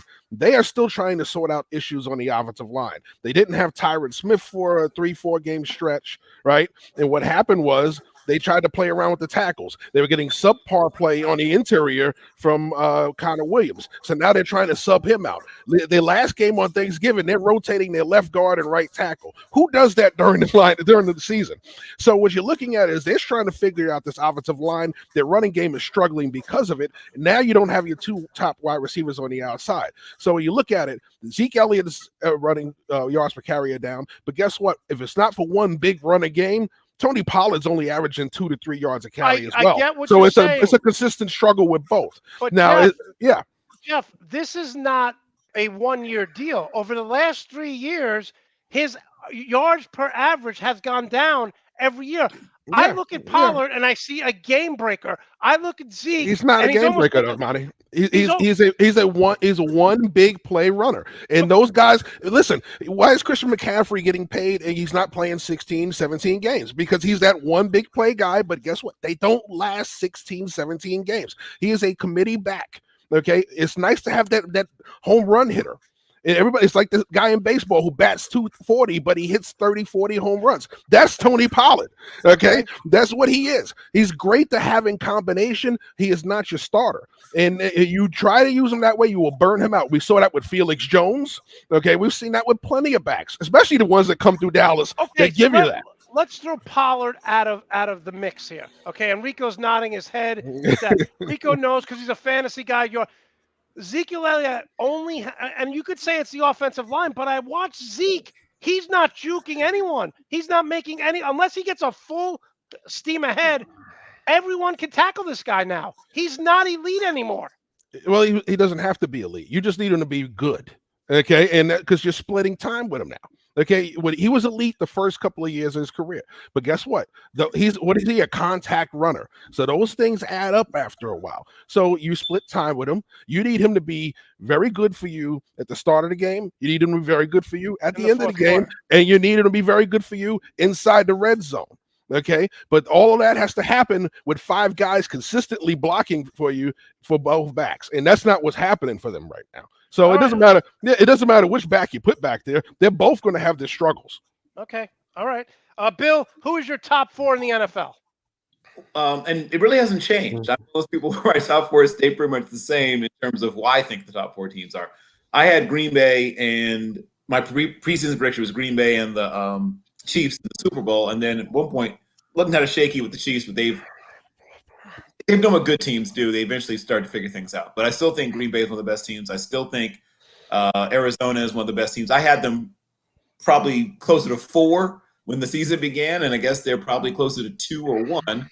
And I still think the Rams are one of the best teams in the NFL. Yeah, it's going to be interesting because the Rams play at Green Bay today, so that's going to be a lot for home field advantage. Jeff, who's your top 4? Wait, Bill, did you get 3 in there? You didn't give us your 4th. Yeah, I was going to, but then you moved on. But and it's been harder on the AFC side, right? Because every time you think somebody's good on the AFC side, they lose. But I guess I've settled, sort of uneasily on the Chiefs. I think the Chiefs are going to end up being the class of the AFC when it's all said and done, even though they haven't looked great early in the year. I agree. I think the Chiefs are the class act in the AFC. I never believed in the Bills. Jeff, who's your top 4? I could give you 4 teams, but I am not comfortable in any of them. I'll be honest with you. This has been the one year where I think that you're not going to have a for sure top 4 till you get to week 15 or 15 or 16, because all these teams are bipolar right now. Let's be realistic. Nobody put the Patriots in the top 10 after 5 weeks. Nobody put we had Dallas up there, and look at what happened to them. We talked about the Chargers were top 10, possibly top 4 at one point, and they've been struggling. The Raiders. I mean, we can go down the list of teams, and even with the Cardinals, they show you something, but you look at some of the teams they've played recently. You see the injury to Kyler Murray. It's one of those teams you look at, you go, are they for real? Because they start to show you they're for real, and then all of a sudden they give you games where they play Green Bay with no receivers and lose. So it's one of those things. I'm looking at these top 10 teams and going, which one are my top 4? No, they're all and I got to tenuous be at honest best. with you. They're all tenuous. And you look at the AFC, I have the Chiefs, the Ravens, and everyone, we have this narrative. I brought this up with Gus Farrat last week. I said, we have this narrative about labeling certain, like Doc Rivers is always labeled an elite coach. We know he's not, right? He loses in the first round way too many times. But Carson Wentz, 17 touchdowns, 3 interceptions. He's managing the game. Jonathan Taylor's an absolute stud. Would anyone be surprised if the Colts make a run? I wouldn't. No, listen, it's going to be the hot teams at the end that are going to be the teams that show you who they really are. Yeah. The Colts are playing good football right now. We get to call that game later on Colorcast, Bill and I. And it's going to be an interesting game with them in Tampa Bay, because Tampa Bay is just starting to get their feet back after having one of those mid-season swoons. So, it's going to be real interesting going down the stretch now. We're starting to get into the meat of the season. Teams are starting to get some of those guys back off of IR. You're going to start to see teams over the next 4 or 5 weeks, as they get players back and start to get on a roll, which teams are for real and which ones aren't. Yeah, this is traditionally where the Bill Belichick teams start to really fine-tune everything. Tom Brady's team. So that's why that Colts game is interesting. That Tampa Bay defense is not elite like it was at the end of last year. A lot of injuries, so expect Jonathan Taylor to rush at least 30 times. Frank Reich finally realized that, hey, this is the guy. We all saw it coming out of Wisconsin. He's an absolute stud. Okay, guys, how can we follow you? How can we support you? Tell us what you're doing later today. Bill, go first. Well, as Jeff just said, we're calling a game on Colorcast. I am about to drop on Nuts and Bolts, and I'm fine with people also kicking in, but my players of the year on offense, defense, and special teams from Division III, NAIA, Division II, FCS, and FBS. So feel free to, I'll be putting some stuff on what do you call it, Slack about that. So feel free to drop players that you think should be considered. Also, what else? My all underappreciated postseason. I did the preseason version of my all underappreciated team. My all underappreciated team postseason will be coming out probably in about slightly over a week. Are you nominating Rico because he feels he's underappreciated with the show? Well, Rico, you're on mute. You're on mute. You're on mute. Rico can coach the team. Yes, we can have Kiko coach the team. I love how Monte doesn't care about what four teams I like in the NFL. I totally got skipped over, and I was like, "Wow, that's." It's the Steelers, Bill. And that's why Rico feels underappreciated. Yeah, exactly. Thank you, Bill. I appreciate that. You appreciate that I'm underappreciated. Exactly. All right, Simpatico. Jeff, tell us about later today, and how can we support you? Oh, absolutely. First at Jeff Barnes 29, at Cover 2 Draft, at MBS Draft Central on Twitter. Also, we'll be on the Colorcast app, 1 o'clock kickoff for the Eastern for the Bucks and Colts. Bill and I'll be doing audio. So if you have iOS, by all means, download the app and listen in. Interact. You'll be able to interact with us as well. Also, we're in the start of the full swing of draft season is coming up. So you're gonna get a lot more content from us guys. All-star games coming up, bowl games. Monty, it'll be nice to share a press box with you again at a bowl game. Yes, we may do that very soon. Yeah, so it'll be great. Honestly, that's the first time I ever had Chick-fil-A. I've been addicted to Chick-fil-A since then, even though there's scumbags of owners. But, chicken. Yeah, listen, that's some of the better press box food because I tell you there's some bad ones out there. I'll tell you that now. That was fun. And by the way, Rico, you used to have the best background when you were by the beach. I think everyone wants to go hang out where Jeff is right now. Yeah, I saw that. He's kind of balling it. He's definitely. I love that, man. I love that. All right, guys. Credit the wife. Definitely do me a favor. If you have the link or whatever information, put it on my page today, and I'll retweet it out. Yep. Always a pleasure, guys. We'll see you soon. Seeing you guys. Thanks so much.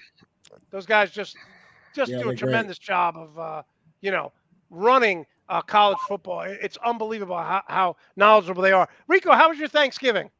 My Thanksgiving was good. We went out to eat. We wanted to take it easy this year. We didn't want to turn the house upside down. I wasn't into that. Who's we? You don't cook. You don't prepare. I do sometimes. I don't. It's not like I'm fully against it. But this year we were like, there was 3 of us. It was me, Giovanni, and my and Melissa, and we were like, what are we gonna do? Like a turkey? So we went to this restaurant down in Santa Monica. We went to the beach afterwards.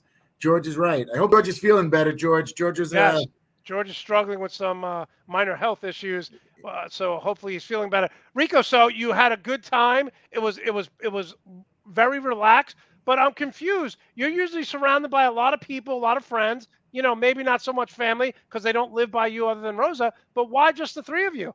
Well, I had 2 friends come. My friend and his wife came and joined us, and it was nice. It was small, and then us 3 went to the beach. Like I said, we had a good time. It was fun.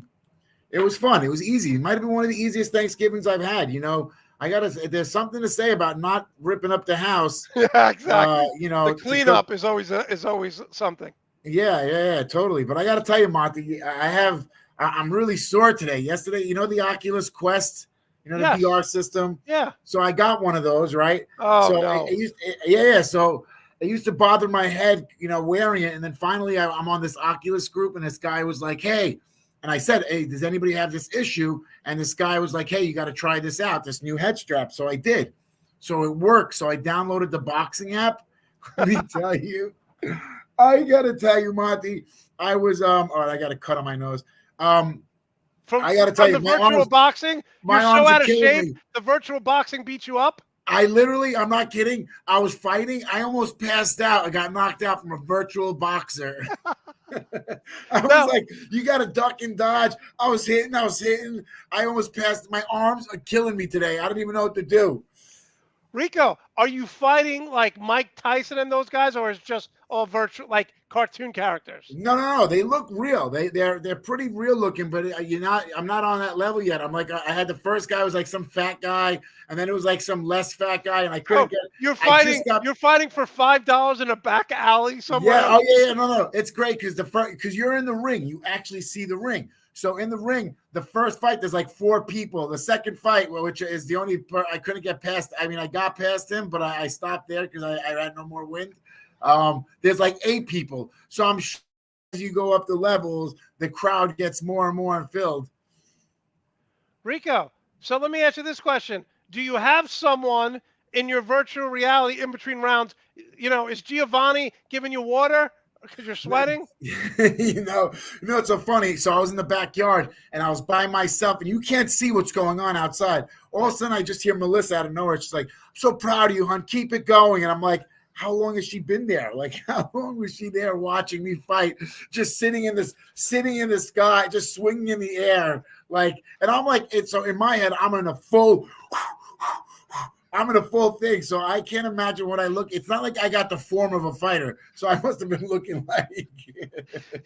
Here's the difference between your life partner, someone who loves you, and me, who I love you, but I don't take you seriously. I'd be like, you can't win, Rocky. I would do the Adrian thing. You can't win. I'd be like, really? That's your form? How are you winning this fight? Let me tell you, I thought I was when you get hit a lot, like it starts to go gray, and that kept happening. And like, I'm not kidding. Like, I was so tired. I was like, this guy's gonna knock me out. Like, I'm gonna fall down on a knee. What up, Brad? How realistic? How those Browns are gonna look today? Rico, how realistic are the graphics? They're really good. On this boxing one, they could be better, but the graphics on the Oculus Quest 2 they're pretty. They have like virtual things that you can go through. Like at Halloween, they have ones that you can go through, like where you're walking through rooms. And I mean, like, you'll be walking down a hallway and you'll see somebody like walk past, and you kind of get scared.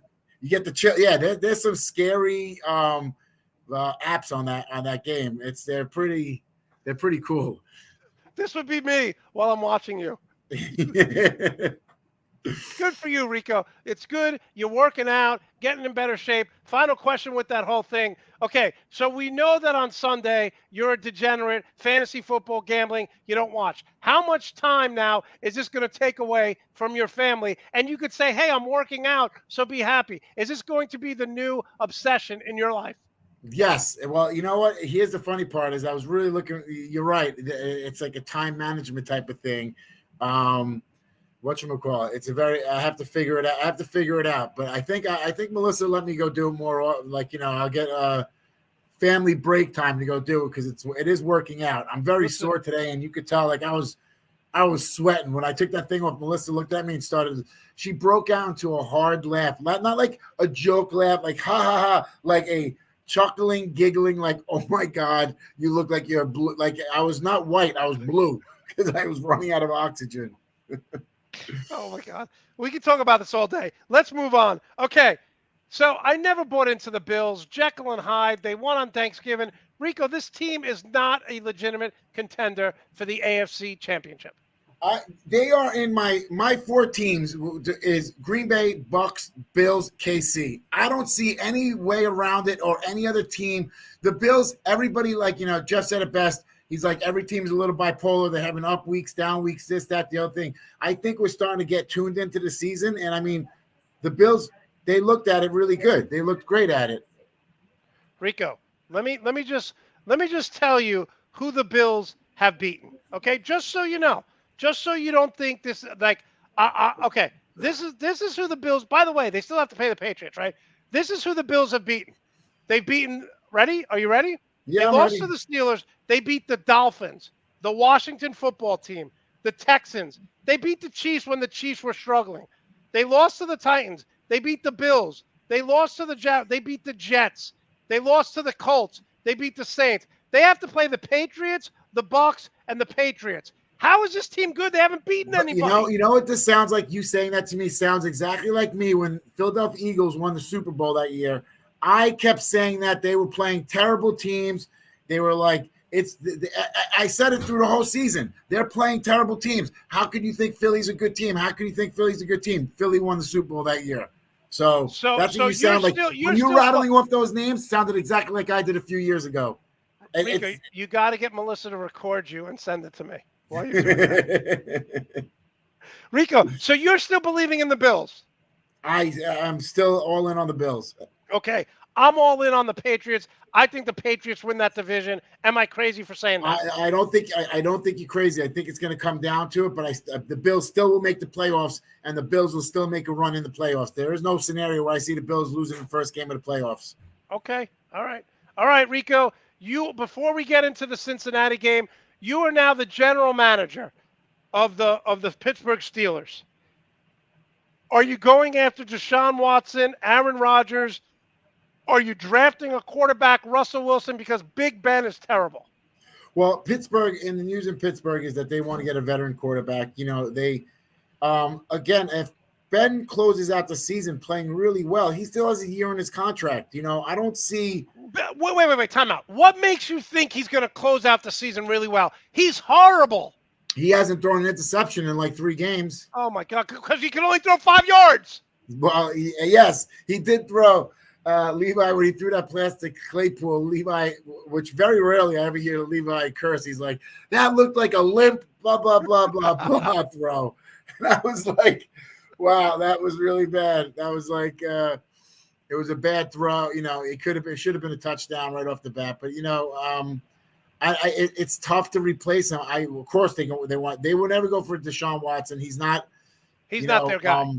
Well, Tomlin likes to, you know, he did Michael Vick. He brought Michael Vick back in a bunch of years ago, if you remember that. Gave him a second shot after he did his time, and served his time for what he did. But that's still like a fluid situation. Hold on, Rico. I'm getting an update here from my producer. Here's Big Ben throwing right now to one of his wide receivers. So I don't know if this is live video or what. All right, Rico, you're the general manager. What are you doing? Well, if I'm the general manager, I'm picking somebody up and probably having Ben groom them for a year. If I can't get one of those. Oh, God, you're going to start Big Ben next year in that division? Well, what are you going to – here's the thing. I mean, short of being able to draft one of these studs, like who are you going to put you got Tyrod Taylor. You have a few other guys that are out there that are veterans. I mean, Fitzpatrick's out there. You'll have a few of these other guys, but they would rather get a veteran guy and behind center than go start with a rookie. All right. Okay. Listen. You got to remember, Tomlin hasn't really been with anybody. Tomlin hasn't been with anybody since Ben. Well, that's my next question. If they don't make the playoffs, are you bringing Tomlin back? Yes, of course you bring Tomlin back. That's not even, I mean, is there ever a question about a coach that's never had a losing season? And again, I don't know what makes people think this year might be the exception. I've heard he's had worse team. He's done better with worse teams. Okay. All right. Are you buying that Kansas City's the best team in the AFC? Kansas City's starting to roll. They're starting to roll again. They're back. I don't care what anybody says. Like there was no fit. They were just I hope. I think I feel like I don't know, Rodgers having a good time. I mean, Pittsburgh's defense is elite. If he can come in there and they have elite wide receivers. Pittsburgh's gonna have a little money next year. People forgetting. You do. Listen, you get rid of Ben. You get rid of Ben, right? And you got Ben's money to cover for Rodgers, and then you have money some offensive linemen, and then you have money to pick up an Adams because he's a free agent too, isn't he? Yeah. Are you buying into the Arizona Cardinals right now? It might just be me of who I am. It's hard for me to buy in as well as they are, as well as they're playing. Connor looks great. Hopkins looks great. I think he's. By the way, Rico, Connor is. I think he's second in rushing touchdowns. He's And my boy Hunter Henry, who you didn't buy into, is #1 in tight ends and touchdown passes. Listen, you had two boys. You had two boys going into it with Pitts as your super stud, but you were right about Hunter Henry. I'll give you that. You were on him. You were talking about him. You said it. He doesn't put up a lot of numbers, but in the red zone, he's really good. Okay, Rico, let's get into one final thing before we get into the picks. Jason Garrett got fired. You, along with Brad, who's in the chat room right now, along with a lot of people on social media, Joe Judge is a good coach. Joe Judge sucks, and Daniel Jones sucks. So let's just call it like it is. And then they fired Jason Garrett. They're looking to place blame. This guy was not even considered a second-round pick, and the Giants drafted him in the first round. The experiment is over. Get rid of both of these guys. We talked about Arizona. After 1 year, Arizona fired their head coach and got rid of their #1 draft pick, Josh Rosen, for Kyler Murray and Cliff Kingsbury. It's time to get rid of both of these guys. Well, what are your Giant fans saying? Daniel Jones. You can't put the Daniel Jones mess on Joe Judge. #1, that you can't. He has to. He had to run as a coach when you come in, and this is their franchise player, which they moved up in the draft to get him. I thought for a minute, I was like, the Giants must be geniuses. They must have like a crystal ball, and they see this guy being something special. He's not. We all know that by now. But Joe Judge had to run this train out. He had to run this, he had to play it out. You have a lot of friends in New York who follow the Giants. Are they done with this team? Well, no, they're not done with the coach. They're done with a lot of the choices that were made before he got there. I'm just saying. So they want Joe Judge to come back. Yes, he's a little bit of a fan favorite in New York. He's coming back. He's kind of I don't know what it is, but he's people like him. People like him. He's a play. He's a fans coach. People like Rex Ryan. He sucked after his first 2 years because he didn't. Well, adjust. I think Joe Judge. You have to give him an honest year with his own players. Give him more. Listen, I don't give him more. He's going to be fired after next year, so it doesn't matter. No, he might be depending on what he does with the team next year. Okay, Rico, 8-3, winning people money. You're actually one game below me in fantasy football, but I didn't count George Lopez subbing in for you, so we're tied up. Well, so listen. To be fair, George is in the hospital. This might have been a lingering issue from a few weeks ago, so he wasn't thinking right. This is not something that popped up. Yes, George has gallstones. Correct. We're wishing him a speedy recovery. So they were forming back then. All right. So you can't trust what he was talking about for the last 4 weeks. Everything is on the bubble now. All right, let's start. I'm going to put this up here. I know Mike is going to curse me out right now when he watches this tomorrow. Browns 6-5. Actually, let's start with the Steelers 5-4-1 at the Bengals 6-4. Since he is favored by 3.5, Vegas is telling us something here. Vegas is Pittsburgh's whole defense is back. Everybody's back home. Everybody's back on the field. You saw, literally Cam Hayward, their defensive tackle, was like the only guy on the field last week, and they still did okay. They let up 40 points to the Chargers. Yeah, they let up 40 points. They didn't stop the Chargers once till the fourth quarter, but that's when they needed to do it. You know what I'm saying? I mean, they stepped up at the very, very end with special teams help and everything else. I think this week will be a little bit different. Again, it's tough. I officially bet Pittsburgh. Like I put legit money down on Pittsburgh today. So by the way, your legit money, to me, a legit bet would be $50. Your legit money is like 10 times that. So no. It's a solid bet. I got Pittsburgh with Green Bay. That's my big play today. All right. So you have give us a score here. You actually have Pittsburgh covering or winning outright? I have Pittsburgh winning outright, 17-10. I think it's going to be just a burner.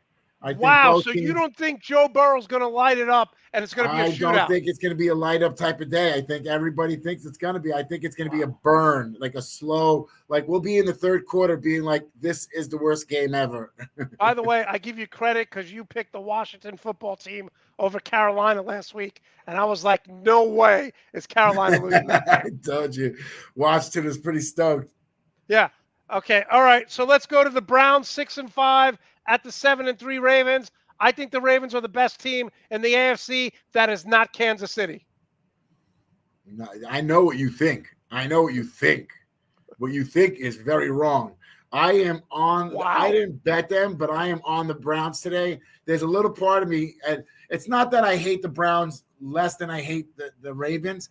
I just think the Browns altogether, overall, are a better team than the Ravens. Okay, what would make you think that, considering the Browns have looked anemic on offense at best over the past few weeks? Baker Mayfield is hurt.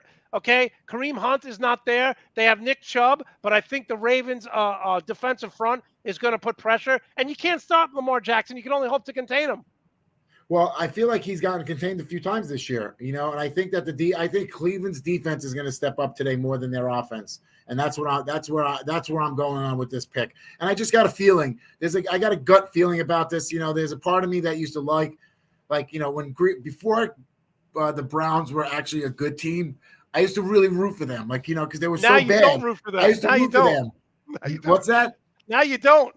No, now I don't, because now they're good. But back in the day, so there's a part of me that's kicked up again, and hey, they're not looking good. Like they this they can do it. I feel like the Browns, they got it today. And then Brad's on, so I don't want to, but I was on Cleveland well before he came on. Okay. All right. Hunt is back tonight. Hunt is back Thank tonight. you, Brad.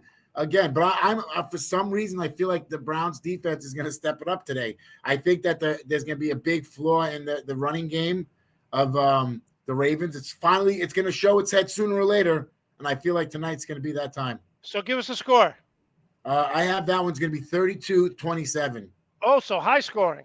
High scoring, a lot high scoring than people think, because it's going to be, I think it's going to be a high scoring game. Okay, this is where the Bucks kind of get rolling, right? This is where Tampa Bay starts to get rolling here. They start to play well. They play Jonathan Taylor and the Indianapolis Colts. Listen, Carson Wentz has played well. He only had one really bad game. I love Jonathan Taylor here, but this is where Tom Brady's team start to, put all the pieces together. The Bucks are a 3-point favorite on the road, so Vegas is telling them they're really a touchdown better. Yeah, they're saying that they're a touchdown better because of the 3-point differential for the home team. When I look at this game on paper, and my gut and everything makes me feel like I want to say like the Colts, but Carson Wentz will get exploited today, and he will. He hasn't faced a defense that's going to put pressure like this, even though they haven't been putting pressure on quarterbacks. The Bucks haven't been putting pressure on quarterbacks like we're used to seeing from last year. They've had a few games where they haven't, but I feel like this game today, I'm now that I'm saying it out loud, I feel like I'm very defensive this week. Even though I'm going to give a score that's going to be right on the bubble. That's because you were just boxing and you're learning how to protect yourself. Well, that's what it was. I was so offensive. Now I got to learn. You got to learn. Rope-a-dope. You got to rope the dope. I'm learning body shots aren't as effective as I used to think they were, especially in VR. Rico, as someone who's taken martial arts, in real fighting they are, in virtual they're not. In virtual, they're not. And then I think about it. I thought about it the other day. I was like, maybe I should go to a boxing gym. Amber. Yeah. And then I was like, maybe I'll go to a boxing gym. And then I realized like, I don't like to get hit. I'm a very sensitive person physically. I'm physically sensitive. Emotionally, I'm like a rock. One of the greatest stories, I tell the story all the time about your sister Rosa, is one time we were out to dinner, and you guys surround yourself with all actors, entertainers. So this woman came, and Rosa met her a couple weeks ago, and she was a singer, and she just came back from a wedding doing a song. And we were talking about it, and Rosa's like, yeah, the other day, I was playing Guitar Hero, and I was so nervous because my level went up so high. And I go, wait a minute, Rosa, you're comparing a fantasy nervousness about a virtual reality game to her singing at a wedding in front of 5,000 people. Like, what you're doing right now is comparing your virtual boxing to actual UFC and boxing. So you and Rosa share that delusion right there. Hey, listen, just because if you lose a cat and you lose a dog, the pain is the same. So you know what I'm saying? I don't even know what that means, but let's move on. So you have the Bucks. So you're taking the Bucks, you're taking the Browns, and Bucks, you're taking Browns, the Steelers. But I didn't bet on the Bucks or the Brown game physically, but the Steeler game I did, which makes me somewhat, But I feel like Pittsburgh's going to come out. But you always bet on Pittsburgh, don't you? Yes, kind of. Okay, going back to when Levi said this is a joke, or whatever you said about Big Ben throwing it. Did you laugh hysterically? I did because it looked like that. Exactly what it looked. It was a limp throw. All right. Like, All right, Rico. Okay, let's do fantasy football. We're 5-5. I get the first pick. You're going to be shocked who I'm taking right now. I'm taking Jalen Hurts against the Giants because I think. That's who I had. I didn't even No, have you anything didn't. second. I'm not even kidding. I'm gonna have to go on the fly here because Are you serious? that's exactly who I had because I didn't think you would touch Jalen Hurts of all people. Wow. Rico, are you shocked right now? I'm not kidding.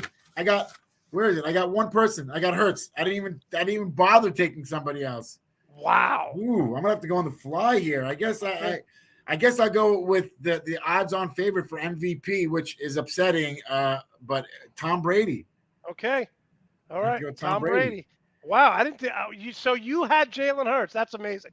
Okay. Yeah. Who you taking as your running back? Well, I mean, how do you go against Jonathan Taylor right now? How do you? Well, because I think that the back end of Tampa Bay is weak. But okay, you're taking Taylor. I'm taking Taylor because he's going to win the rushing league, and I think that's all they got. Okay. You know, when a guy's going to get the ball 25 times a game, how do you not take him? I'm taking McCaffrey because he had 10 touches last week out of the running back position. I was gonna go with Eckler, but you know what? I'm gonna go with the game I'm watching, where the money lies. So where's the money lie? I'll let you tell. You tell me who I'm picking. If Harris. Yes, Najee. Okay. I'm going with Eckler from San That's Diego. who I was gonna go with, but I figure if I need to double cheer for a game, I'm gonna start this one off with the wide receivers. I'm gonna go with Hold on. How do you not? Oh wait. Time out. You just took Taylor. Oh, okay. You go first then. Okay. Good. This actually, I'd rather you go first because I'm confused about who to go with first. I know second, third, and fourth, but first is my tough one. I'm going with Deebo Samuel. Really? Yes. He's not even on my list. Didn't even Shows make you my top four. Shows you how much prep work you do. What are you talking about? I saw him on the list. Okay. I'm gonna take. Who are you taking? I guess I'm gonna have to take Adams, Devontae. Okay. I was gonna go with somebody else, but I was gonna take him. I'm gonna have to go with Cooper Kupp. That's who I was gonna take, but I figured you'd take him, so I'm gonna go with Justin Jefferson. That's a good pick, Rico. He puts up numbers no matter who he faces. No matter who covers him, he gets catches. And your tight end. I want to go. Levi has a pair of glasses that are Kittles, so I feel like I got to go. I feel like I got to go with Jordan, even though I want to go with Andrews. I think I'm gonna have to go with Kittle.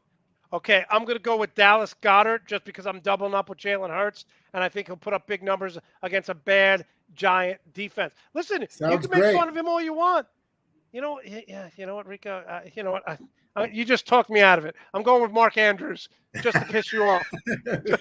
just to piss you off. I hope Goddard has the game of a century. I hope he scores 3 touchdowns today because it'll make me so happy. So it's like I got a double bet going. Look at Andrea. Take Cam. What? Cam's up there, boy. Cam's around. Yo, Cam scored fantasy-wise, got like 20-some points last week. Okay, Rico, it's that time of the show where you do the Rico's rant. Bring the heat. What do you got? Oh, man. Let me tell you, Monte, So my accountant calls me like 3 weeks ago. He goes, hey, do you guys need a new car? I'm like, yeah, we do need a new car, actually. I got a 2008 Highlander. As you think that the way Monte makes it like I'm driving around in a Bentley or a Lucid, whatchamacallit. So I'm like, yeah, we need one. He's like, well, you're going to get a great write-off. You guys should go buy one. So I'm like, all right, cool. So we go into car dealerships. Do you know that they're like, you go in the MSRPs like on the sticker, like that's the max. Like you're working down from that number. We go in there now because of this chip shortage or whatever these guys, they keep telling me their story. The first guy for a Kia Telluride wanted $10,000 over the sticker price of a $45,000 car.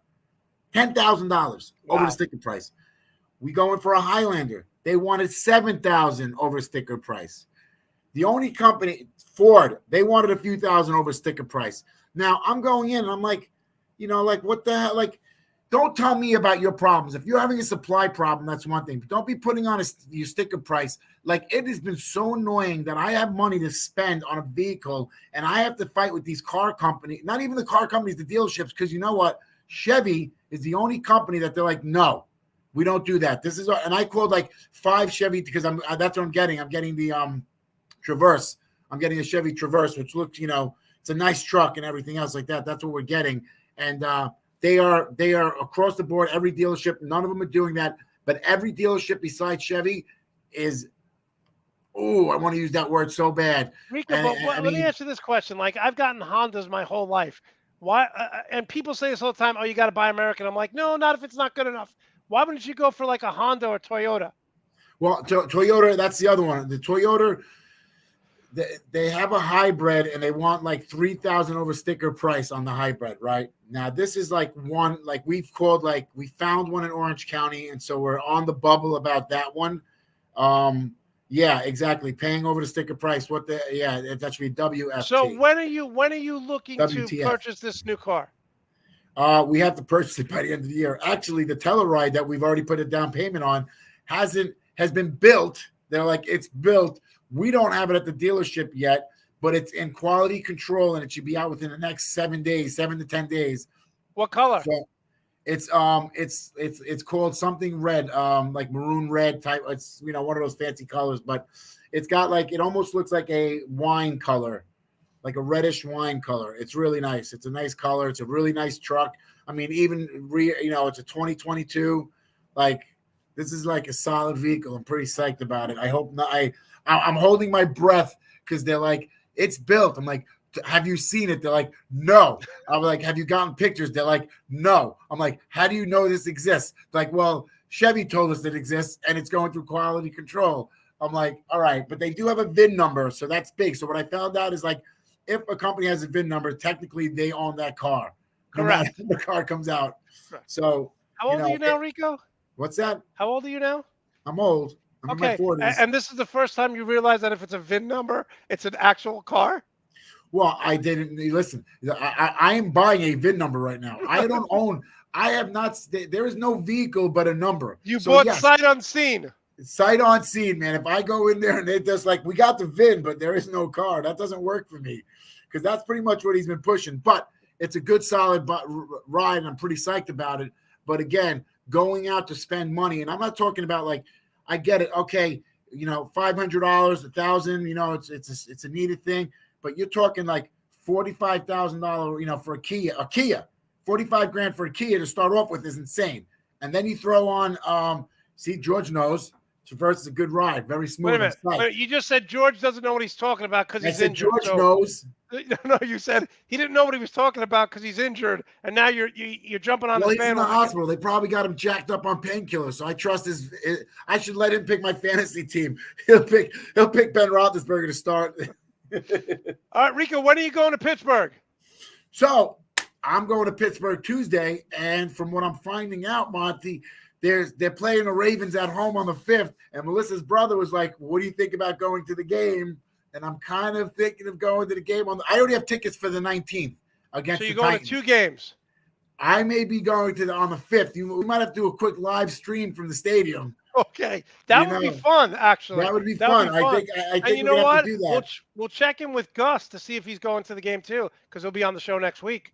Oh, okay. Yeah. So next week will be the 5th, right? Next week, yeah. Yeah, so I may be I'll let you know as soon as I buy my tickets what the deal is, if I do go.